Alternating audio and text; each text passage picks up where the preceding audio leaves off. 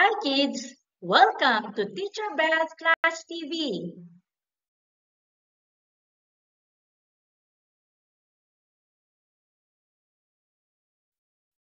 Ngayon ay ating tatalakayin ang mga karapatan at tungkulin ng bawat bata. Sa araling ito, iyong matutukoy ang mga karapatan at tungkulin ng isang batang tulad mo. Handa ka na ba? Bakit mahalaga na matamasa ng mga bata ang lahat ng karapatan nila? Ano ba ang ibig sabihin ng salitang karapatan? Lahat ng tao ay may karapatan. Ang karapatan ay mga bagay na dapat nakukuha ng tao para mabuhay siya ng maayos. Maaaring ito ay tungkol sa edukasyon, kalusugan, kaligtasan at iba pa. Ang bawat karapatan ay may katapat na tungkulin. Ang tungkulin ay mga bagay na dapat gawin ng isang tao katumbas ng karapatang tinatamasa niya. Ang paggawa ng mga tungkulin ay magdudulot ng kabutihan sa sarili at sa iba. Ano-ano nga ba ang mga karapatan at tungkulin ng batang katulad mo? Karapatan ng batang maisilang at magkaroon ng pangalan at nasyonalidad.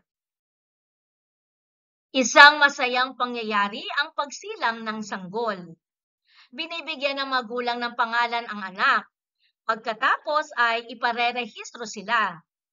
Dito nagkakaroon ng legal na pagkakakilanlan bilang mamamayang Pilipino ang bata. Katumbas ng karapatang ito ay tungkulin ng mga batang maging mabuting batang Pilipino.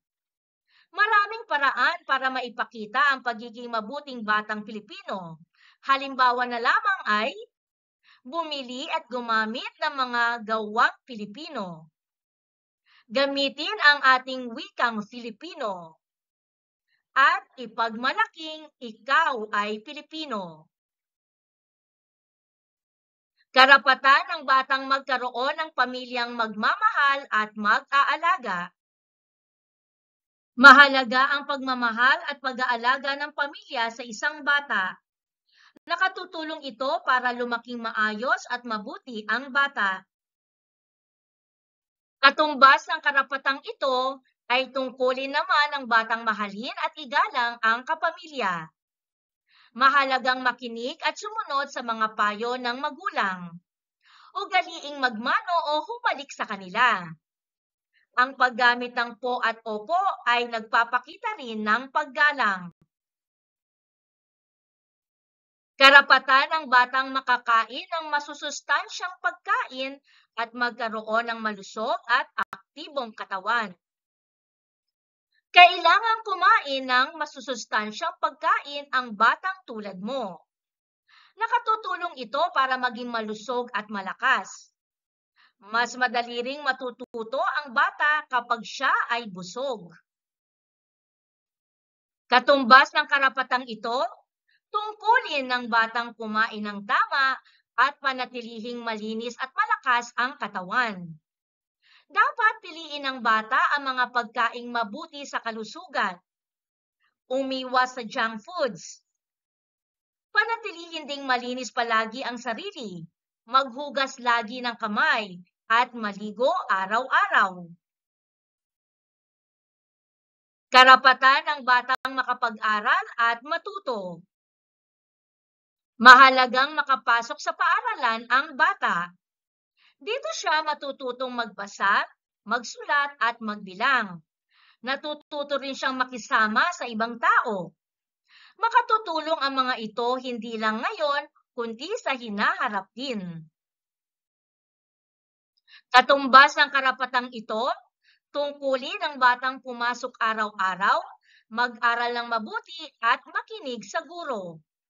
Dapat maging masipag sa pagpasok sa paaralan. Makinig sa guro at gawin ang mga takda. Tapusin muna ang mga gawain bago maglaro o manood ng TV. Karapatan ng batang makapaglaro at makapaglibang. Nakatutulong ang paglalaro o paglilibang sa bata para ma-relax siya. Maraming bagay rin ang natututuhan sa paglalaro tulad ng pakikipagkapwa, kikiisa, paghihintay, pag-iisip, at iba pa. Katumbas ng karapatang ito, tungkulin ng batang ingatan at itabi ang mga laruan pagkatapos gamitin. Pagkatapos maglaro ay dapat itabi ng bata ang kanyang mga laruan. Hindi agad masisira ang mga laruan kapag iniingatan. Maiiwasan din ang kalat kapag marunong magligpit ang bata. Ikaw, marunong ka bang magligpit ng iyong mga laruan? Iniingatan mo ba ang mga ito? Karapatan ng batang tumira sa payapa, malinis at tahimik na lugar. Ang payapa, malinis at tahimik na lugar ay mahalaga. Nakatutulong ito para lumaki maayos at masaya ang isang bata. Ligtas kasi siya at malay sa sakit sa ganitong lugar. Katumbas ng karapatang ito, tungkulin ng batang tumulong para manatiling maayos at malinis ang tahanan. Kahit bata pa ay pwedeng tumulong ang bata sa paglilinis sa tahanan. Itabi ang personal na mga gamit. Magpakain ng mga alaga o gawin ang mga bagay na kaya nang gawin mag-isa. Ikaw, tumutulong ka ba sa mga gawaing bahay? Ano na bang gawaing bahay ang kaya mong gawin mag-isa? Karapatan ng batang mapagbuti ang kakayahan, galing at talino. Kailangan ng bata ang suporta para mapagbuti ang kakayahan, galing at talino. Makatutulong sa kanya ang pamilya, paaralan at pamahalaan. Katumbas ng karapatang ito, tungkulin ng batang magsanay at pagbutihin pa ang kakayahan, galing at talino. Lalong gagaling ang bata kapag siya'y nagsasanay. Kaya dapat magbigay siya ng oras para dito. Karapatan ng batang maipagtanggol laban sa pang-aabuso, panganib at karahasan. Mahalagang lumaki ang isang bata ng malayo sa pang-aabuso, panganib at karahasan. Mahalagang maramdaman nilang may magtatanggol sa kanila sa mga bagay na pwedeng makasama sa kanila. Katumbas ng karapatang ito, tungkulin ang batang sumunod sa mga batas at tuntunin. Kailangang sumunod ang bata sa mga batas at tuntunin. Ano nga ba ang mga dapat mong gawin? Narito ang ilan. Magpaalam muna bago lumabas ng bahay. Tumawid sa tamang tawiran. Maging maingat lalo na kapag nasa labas ng bahay. Iwasan ang makipag-usap sa di kilala. At iwasang makipag-away o mambuli. Karapatan ng batang malayang makapagsabi ng niloloob. Kahit bata ay may karapatang magsabi ng kanyang niloloob. Mahalagang marinig din ng mga nakatatanda ang ideya ng bata. Katumbas ng karapatang ito, tungkulin ng batang maging responsable sa mga salita at gawa. Sa pagsasalita ay dapat maging magalang at tiyakin din na tama at totoo ang mga sasabihin. Muli, narito ang mga karapatan ng bawat batang tulad mo. Maisilang at magkaroon ng pangalan at nasyonalidad. Magkaroon ng pamilyang magmamahal at mag-aaruga. Makakain ng masusustansyang pagkain at magkaroon ng malusog at aktibong katawan. Makapag-aral at matuto. Makapaglaro at makapaglibang. Tumira sa payapa, malinis at tahimik na lugar. Mapagbuti ang kakayahan, galing at talino. Maipagtanggol laban sa pang-aabuso, panganib at karahasan. At malaya makapagsabi ng niloloob. Alam mo na ngayon ang iyong mga karapatan. Kailangang maibigay sa iyo ang lahat ng ito. Huwag mo rin kalilimutan ang iyong mga tungkulin. Iyong tandaan, Ang bawat karapatan ay may katapat na tungkulin.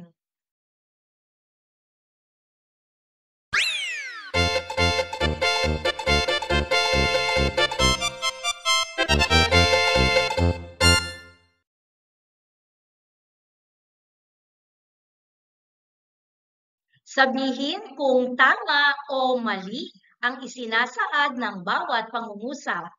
Maaari mo ring isulat ang iyong sagot sa comment section. Ang bawat karapatan ay may katapat na tungkulin. Ito ay tama.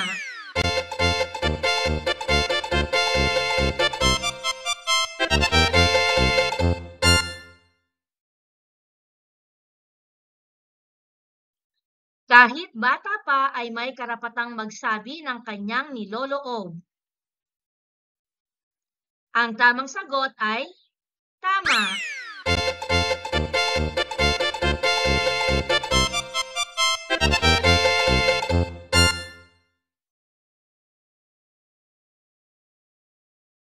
Kailangan sumunod ang bata sa mga batas at tuntunin. Ito ay tama.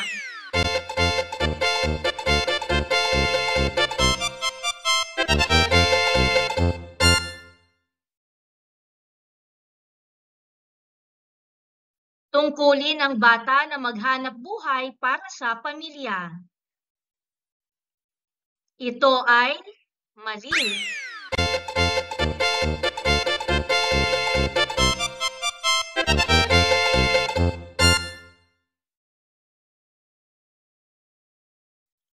Mahalaga ang pamilya para sa isang batang tulad mo. Ito ay tama.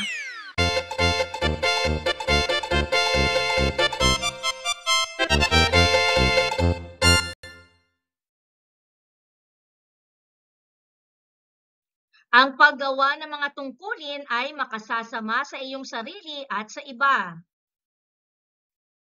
Ito ay mali.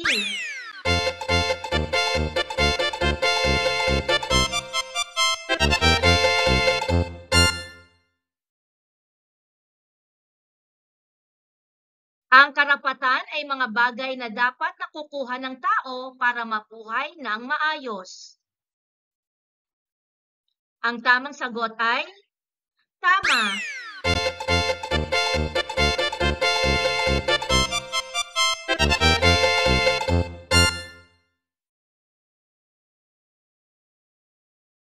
Kailangang kumain ng masusustansyang pagkain ang mga bata.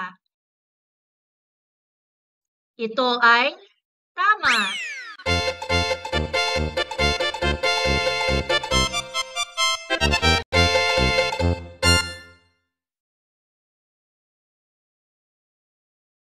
Tungkulin ang isang bata na mag-aral mabuti.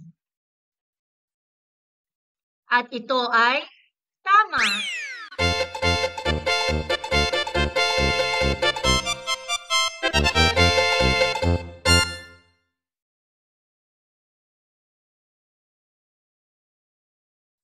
Tukuyin kung karapatan o tungkulin ang tinutukoy sa bawat pangungusap.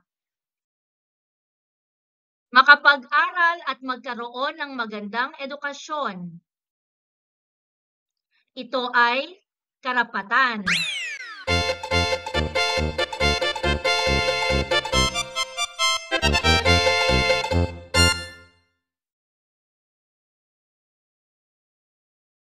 Ipagbigay alam sa iyong guro kung may nananakit sa iyo sa paaralan. Ito ay tungkulin.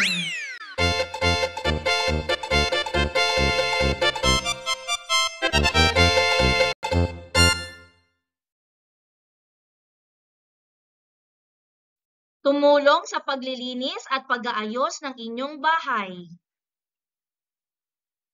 Ito ay tungkulin.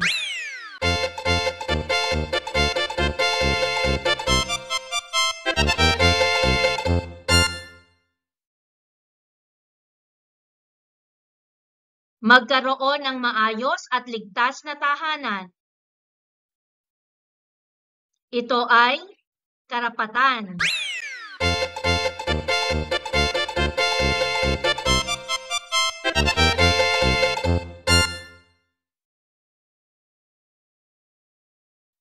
Magkaroon ng payapang komunidad. Ito ay karapatan.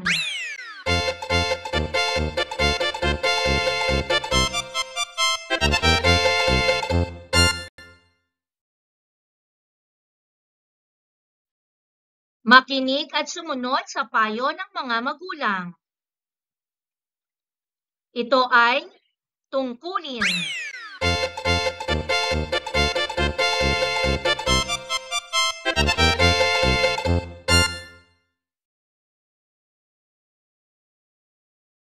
Makakain ng masusustansyang pagkain. Ito ay karapatan.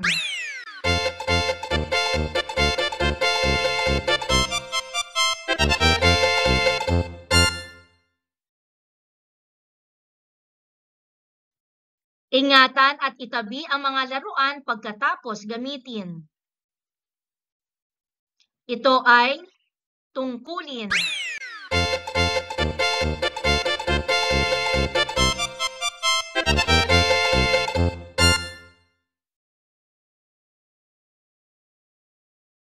Magkaroon ng pamilyang magmamahal at mag-aaruga. Ito ay karapatan.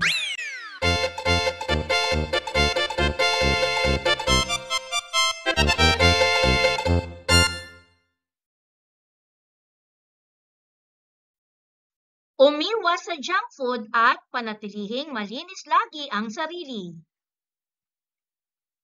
Ito ay tungkulin.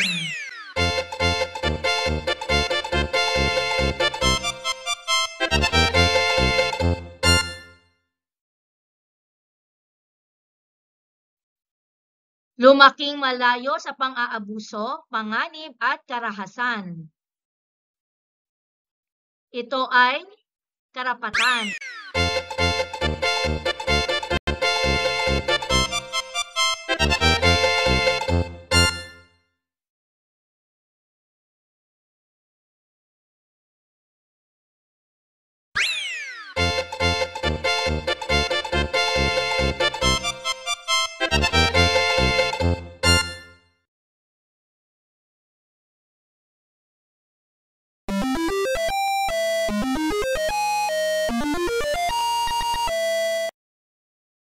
Thank you for joining me. Let's learn, play, and grow together. Teacher Beth Class TV. Subscribe, like, and share. Thank you.